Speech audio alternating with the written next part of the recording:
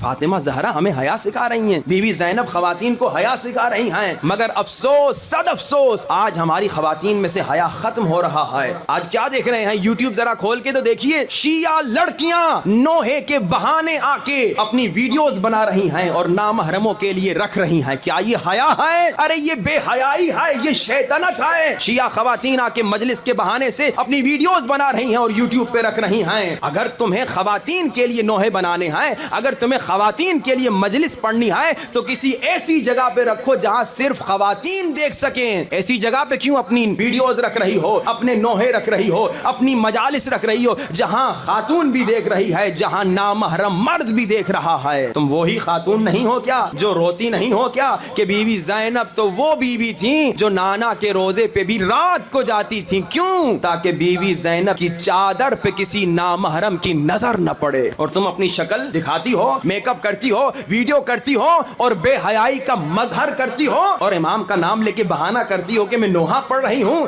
تم گناہ کر رہی ہو، یہ بے حیائی ہے۔ دوسری خواتین گانے گاتی ہیں، یہ مولا کا نام لے کے سمجھتی ہیں میں کمال کا کام کر رہی ہوں۔ ارے اگر تم میں فاطمہ زہرا کی محبت ہو تم کبھی بے حیائی نہیں کرو گی۔ اگر تم میں بی بی زینب کی محبت ہو تم کبھی بے حیائی نہیں کرو گی کہ نامحرم مرد کے سامنے لڑکی نوحہ پڑے، نامحرم مردوں کے سامنے ایک خاتون تقریر کرے۔ شرم کی بات ہے، یہ بے حیائی اتنی بڑھ چکی ہے کہ آج سب اس کو نارمل سمجھ رہے ہیں۔ خدا را جا کے مومنات کو بتائیے جو اس طرح کا غلط کام کر رہی ہیں کہ اس طرح کے غلط کاموں کو چھوڑ دیں۔ مولا امام موسیٰ کاظم علیہ السلام، مولا کو ہارون الرشید نے کہا جلدی پکڑو۔ مولا بازار میں تھے، لوگ آ گئے فوجی مولا کو پکڑنے۔ مولا نے کہا اجازت دو میں گھر جا کے بچوں کو بتاؤں، تو ظالموں نے کہا آپ شاید واپس نہ آئیں، کوئی گارنٹی کرنے والا ہے؟ امام نے کہا کوئی میری نظر میں تو نہیں ہے۔ تو ایک یہودی کھڑا ہوا بازار میں، اس نے کہا مولا میں گارنٹی کرتا ہوں، فوجیوں میں گارنٹی کرتا ہوں یہ واپس آئیں گے، اگر نہیں آئے تو میری دکان کا سامان تیرا۔ تو انہوں نے کہا یہودی ہو تو مسلمانوں کے امام کی گارنٹی کیوں کر رہا ہے؟ غور سے سنیے، یہ ہے پیغام اہل بیت کا۔ اور آج خواتین کیا کر رہی ہیں؟ گپ شپیں کر رہی ہیں، یونیورسٹی میں لڑکوں سے گپ شپ کر رہی ہیں، چیٹنگ کر رہی ہیں، فیس بک بنا رہی ہیں، فیس بک پہ اپنی تصویریں رکھ رہی ہیں، واٹس ایپ پہ تصویریں رکھ رہی ہیں، کیا کیا حرام کام کر رہی ہیں۔ سنیے اہل بیت کا پیغام۔ یہودی کہتا ہے ہاں میں یہودی ہوں، اگر میں ضمانت کروں گا، کیوں؟ کہتا ہے میں ان کا پڑوسی ہوں اور کئی سالوں سے میں ان کا پڑوسی ہوں اور مجھے معلوم ہے کہ امام موسیٰ کاظم مسلمانوں کے امام کی کئی بیٹیاں ہیں،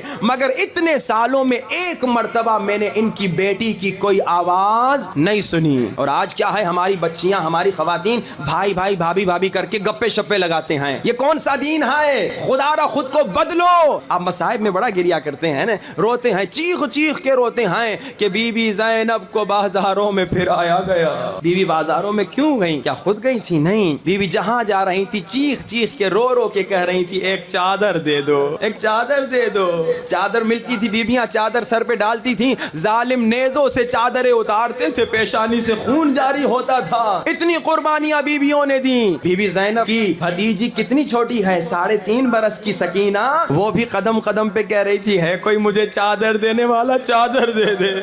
روتے ہو یا نہیں روتے؟ پھر یہ بے حیائی کیوں ہے ہمارے معاشرے میں؟ بی بی سکینہ نے شام غریبہ کو جب پپی زینب کو پہلی مرتبہ بے ہوش ہونے کے بعد جب ہوش میں آئی، دیکھا کیا کہا؟ پہلا سوال پوچھا پپی اماں تیری چادر کدھر ہے؟ ہاں، بی بی سکینہ چادر کا پیغام دے رہی ہیں، حیا کا پیغام دے رہی ہیں، بی بی زینب حیا کا پیغام دے رہی ہیں۔ آج کیوں بے حیائی ہمارے معاشرے میں آ گئی؟ جب کوئی مومنہ بے حیائی کرتی ہے، جب کوئی مومن بے حیائی کرتا ہے تو مولا حسین اور بی بی زینب کا دل دکھتا